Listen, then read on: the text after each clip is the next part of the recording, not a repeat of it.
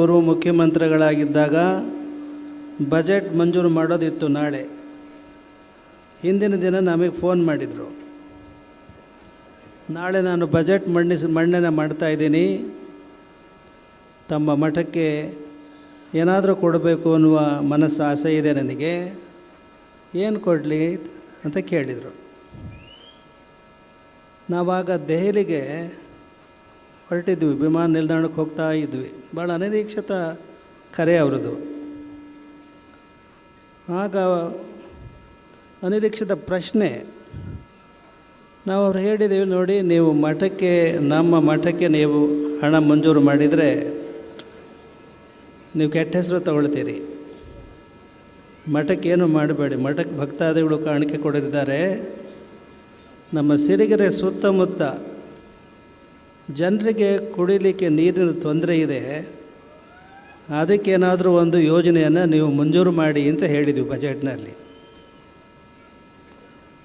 ದೆಹಲಿ ಮುಟ್ಟಿದ ಮೇಲೆ ದೂರವಾಣಿಯಲ್ಲಿ ವರದಿ ಅವರು ಬಜೆಟ್ ಮಂಜೂರು ಮಾಡಿದ್ದು ಕೇಳಿದ್ವಿ. ನಮ್ಮ ಅಪೇಕ್ಷೆಯಂತೆ ಆಗ ಅವರು 25 ಕೋಟಿ ರೂಪಾಯಿಗಳನ್ನು ನೀರಾವರಿಗೆ ಮಂಜೂರು ಮಾಡಿದರು.